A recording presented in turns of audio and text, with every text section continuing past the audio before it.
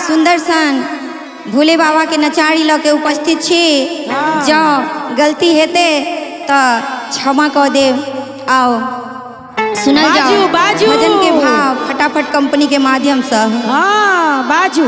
कुमरा के भौजी जाय छै देवघर, कुमरा के भौजी जाय छै देवघर, अलोन पे लो के गाड़ी यो बालम हमरो के, यो साजन हमरो के लेने चलू करू कने तैयारी, यो बालम हमरो के लेने चलू करू कने तैयारी।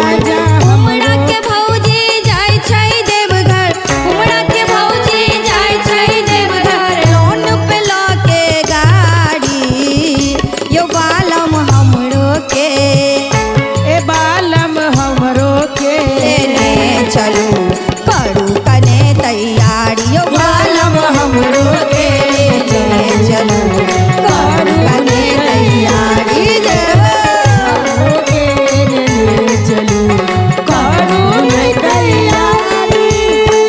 और भजन के भाव छै पहले तो विचार करे छी फेर ने देबै धोखायो, पहले से विचार करै छी फेर ने देबै धोखायो, पहले तो विचार करे छी फेर ने देबै धोखायो, फेर ने देबै धोखायो, फेर ने देबै धोखायो।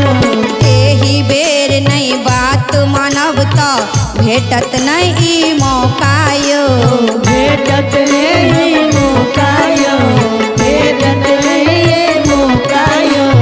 रमुआ के भाभी जाय छै देवघर, रमुआ के भाभी जाय छै देवघर, बेच के फूल ही थारी यो राजा हमरो के, यो बालम हमरो के लेने चलो करू कने तैयारी, यो बालम हमरो के लेने चलो करू कने तैयारी। जी हमरो के ले चलू करू नहीं तैयारी। और भजन के भाव बड़ी सुंदर छे।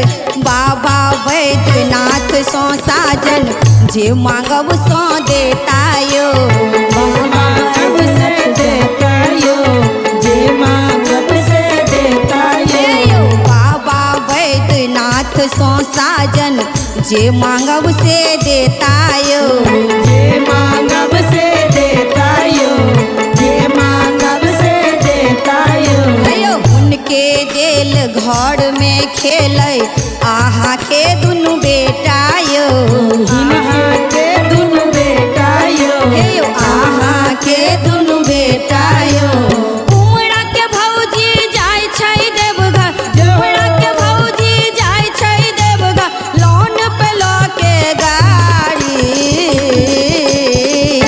यो राजा हमरो के, यो बालम हमरो के लेने चलू करू कने तैयारी, यो बालम हमरो के लेने चलू करू कने तैयारी, यो बालम हमरो के लेने चलू करू कने तैयारी, यो बालम हमरो के लेने चलू करू कने तैयारी। प्रेम से बोले भोलेनाथ की जय। जाओ इस सावन में कल्याण है यहाँ के।